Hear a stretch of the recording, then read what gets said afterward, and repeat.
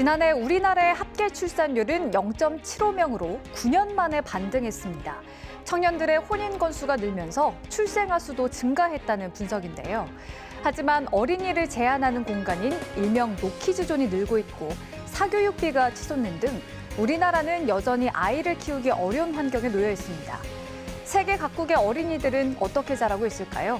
전 세계에서 벌어지고 있는 모든 궁금한 이야기, 오늘도 글로벌 Y에서 알아보겠습니다.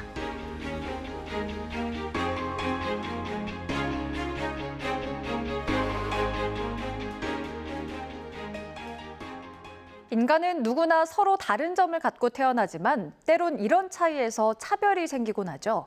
핀란드에서는 어린 시절부터 다른 모습을 존중하고 함께 살아가는 방법을 교육을 통해 배우고 있습니다. 다른 배경에서 자란 학생들이 서로 존중하는 법을 배우는 포용 교육의 현장을 김은진 리포터가 다녀왔습니다. 룰렛을 돌리며 적극적으로 질문을 던지는 학생들. 피부색도 생김새도 제각각인 학생들이 함께 어우러져 공부하는 이곳은 핀란드 헬싱키의 한 공립학교입니다.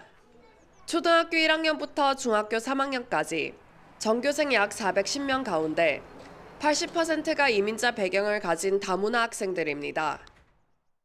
Like in our school, we embrace different backgrounds and nationalities, and it's very important that they learn to respect other cultures. And for example, in our school, we have a culture day, and it's a day when students can teach us and present their nationalities and cultures as much they want. 이 학교에는 다문화 전담 선생님이 상주해 학생들의 핀란드어 수업과 개별 지원은 물론 정서적 안정과 사회 적응도 돕고 있습니다. 또 감사와 칭찬, 존중 등 5가지 핵심 단어를 중심으로 한 강점 연습 수업도 진행합니다. 누구에게나 장점이 있고 서로 다른 부분은 공감과 배려로 극복할 수 있다는 걸 배우는 시간입니다. Things like patience, kindness, and of course the self-regulation.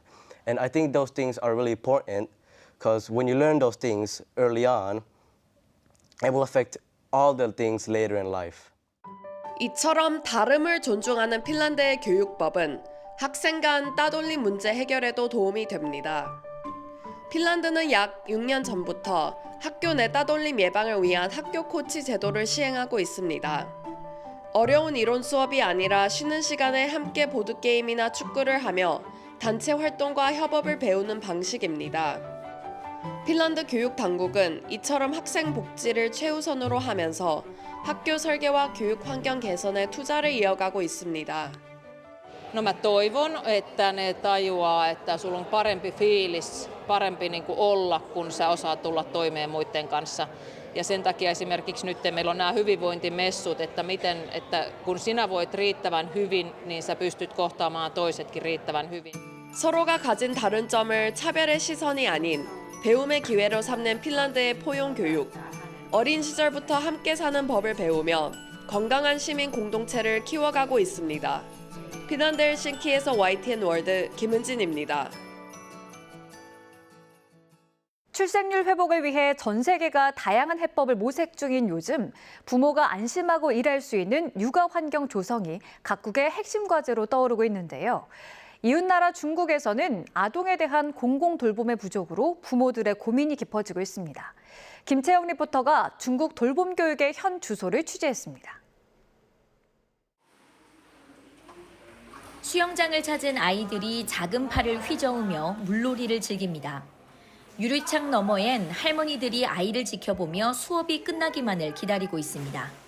基本入学之前的孩子呢，在上幼儿园之前，他一般都是家庭环境比较多，会提前送到我们这儿呢，他了解一些社会环境，然后多了解一些我们在社会中如何建立秩序，如何跟小朋友一起互动和玩耍，在前期会有很多的这个准备内容的。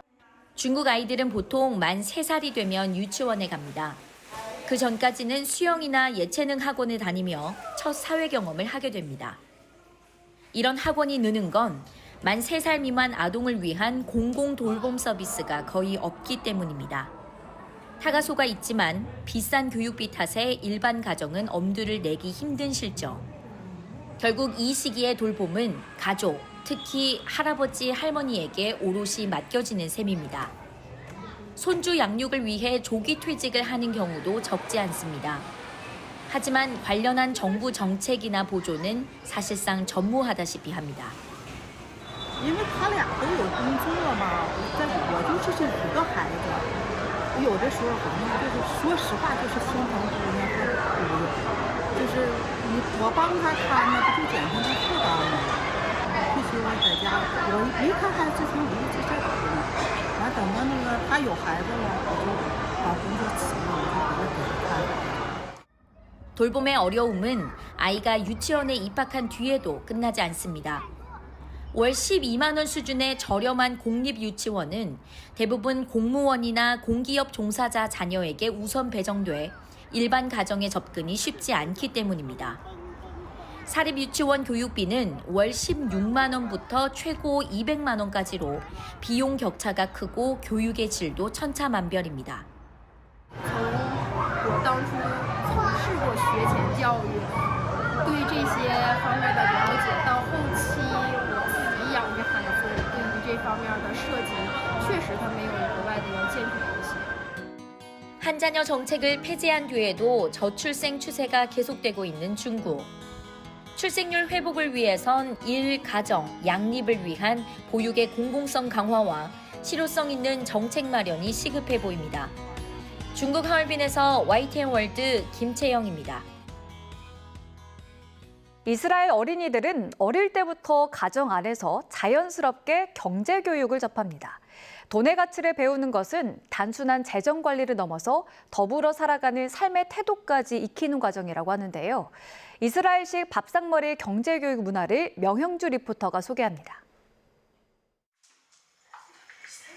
유대교 랍비 모스코프 씨의 아들 엘리사 씨는 15살 때부터 아르바이트를 하며 스스로 용돈을 벌어왔습니다. 어린 시절부터 집안에서 이루어진 경제 교육 덕분에 자연스럽게 자립심과 책임감을 일찌감치 키웠습니다. So my father always taught us to rely on ourselves and not on other people, and we just go on our self-sufficient. Rather, we teach that by way of example. When we go shopping, we'll shop with the children. It's the nature of children to want to buy things that they don't really need, and that sort of thing. So in those sort of scenarios, we'll teach them that you have to be careful with what we spend our monies on. You have to be careful what to buy. And 이 같은 모습은 모스코프 씨 가정만의 이야기는 아닙니다. 밥상머리 교육을 중시하는 유대인들은 자녀가 어릴 때부터 부모와의 끊임없는 대화를 통해 자연스럽게 경제 감각을 키워주고 있습니다. 한정된 예산 안에서 스스로 선택하고 결정하는 힘을 길러줘 계획적이고 신중하게 소비하는 능력을 북돋아 주는 겁니다. We talk with him about whether what he wants to buy actually worth it, the amount of time he invests in obtaining the money, and how much enjoyment he gets from the actual product. 가정 내 재정 교육의 뿌리는 유대교에서 가장 중요하게 여겨지는 모세 율법, 토라와 탈무드에 있습니다. 유대인들은 이 경전을 통해 절제와 책임의 중요성을 배웁니다. 돈을 다루는 태도 역시 가르침의 연장선으로 아이들은 가족과 함께하는 일상의 순간마다 책임 있는 재정 습관은 물론 내가 가진 것을 나누며 살아가는 삶의 자세까지 배우고 있습니다. That's a very core Jewish concept. That does originate in Jewish religion, and the concept of basically we are all one people. We therefore owe a duty to everybody that there not be injustice, and that we support those around us who may not have the same economic resources, and therefore we have to share, and we have to create ability for people to earn an income and do so with respect. 자녀에게 답을 알려주지 않고 질문을 통해 스스로 생각하고 답을 찾을 수 있도록 유도해 책임감은 물론 문제 해결 능력을 키워주는 교육. 아이들이 일상에서 자연스럽게 체득하는 경제관념과 공동체 정신은 이스라엘 사회 성장의 밑거름이 되고 있습니다. 이스라엘에서 YTN 월드 명영주입니다. 앞서 보신 것처럼 세계 각국의 어린이들은 다양한 문화 속에서 서로 다른 경험을 하며 자라고 있습니다. 그렇다면 우리나라의 아동 교육과 돌봄은 어떻게 이루어지고 있는지, 더 나아가 아이들이 행복한 세상을 만들기 위해선 어떤 노력이 필요한지 정익중 아동권리보장원장과 함께 얘기 나눠봤습니다. 우선 이제 아동권리보장원이 어떤 일을 하는 곳인지 잠깐 소개를 해주실까요? 네, 2019년에 만들어진 보건복지부 산하의 공공기관입니다. 아동의 임신 출산에서부터 자립 지원까지 생애 전주기적으로 지원하고 있고, 아동하면 떠올리는 굉장히 다양한 아동 양육 시설에서부터 입양, 가정 위탁, 보호 출산, 실종 예방, 아동학대 예방, 자립 지원에 이르기까지 굉장히 다양한 사업들을 진행하고 있고요.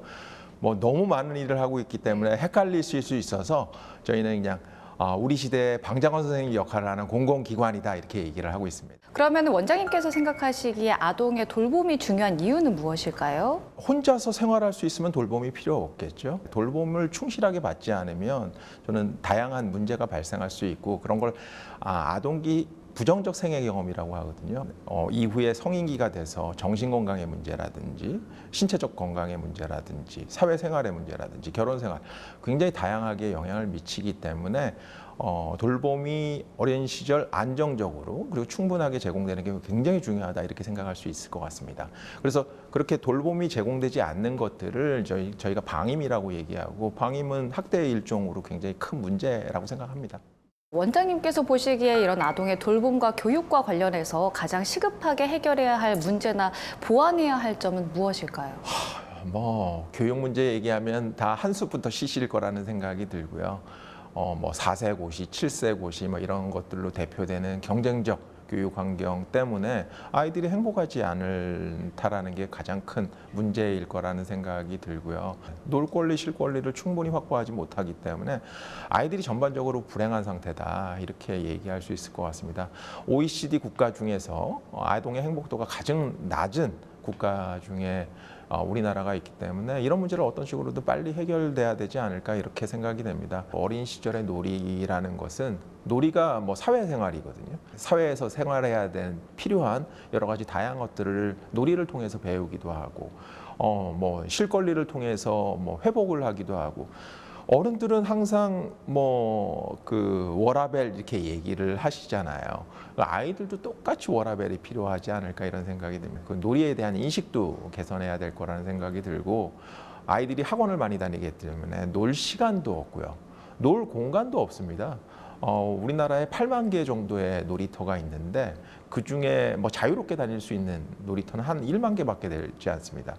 저희 아동 전체 숫자가 787만 명인데 그 아이들이 지금 10,000 개의 놀이터에서 같이 놀고 있다라고 생각하면 엄청나게 놀이 공간도 부족하다.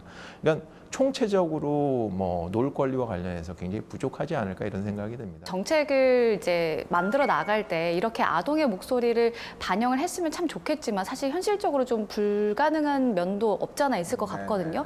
아이들의 좀 목소리를 반영할 수 있는 그런 방법들은 없을까요? 저희는 아동위원회라고 있고 그게 70명에서 한 100명 정도의 아동위원들께서 활동하고 계시거든요. 저희 정책이나 저희 행사나 이런 부분들에서 직접적으로 참여하고 계시고 그분들의 의견을 듣고 저희가 반영하기도 하고 그렇게 하고 있습니다. 들을 필요 있겠어? 뭘 알겠어? 이렇게 생각을 하시기보다는 아주 훌륭한 아이들도 굉장히 많거든요. 성장할 기회를 준다면 저는 충분히 당사자로서 자기가 필요한 거 요구할 수 있지 않을까, 그리고 정책에 반영할 수 있는 만한 내용들도 제공할 수 있지 않을까 이렇게 생각이 됩니다. 아동의 돌봄과 교육과 관련해서 우리가 좀 참고할 만한 다른 나라의 사례는 어떤 것들이 있을까요? 그 외국 같은 경우에는 커미셔너라는 이름으로 아니면 옴부즈퍼슨이라는 이름으로 아동권리 옹호관이라는 분들이 계시고, 그런 분들이 좀 계신다면 큰 도움이 되지 않을까 그런 생각이 듭니다. 또 하나는 저희가 투표권이 18세로 내려온 게 최근에 이제 일인데 전 세계적으로 지금 16세까지 투표권이 내려오고 있습니다. 오스트리아든지 독일이든지 미국이든지 미국은 전체를 하는 건 아니지만 이런 다양한 국가에서 선거권을 내리고 있습니다. 연령을 하향하고 있는데 우리나라도 선제적으로 선거권 연령을 하향하는 그런 조치를 이제 고민한다면 참여권 문제에 대해서도 선도적으로 해나가는 국가가 되지 않을까 이렇게 생각이 됩니다.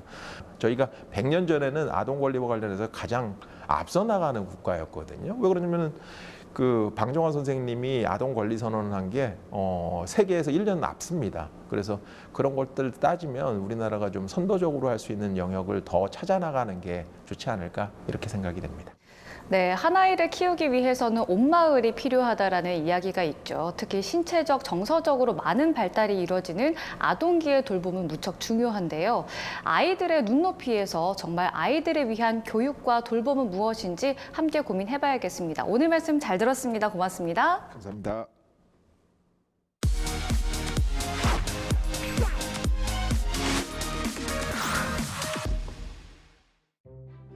태국 치앙마이에서 구불구불한 언덕 762개를 통과하는 험한 길.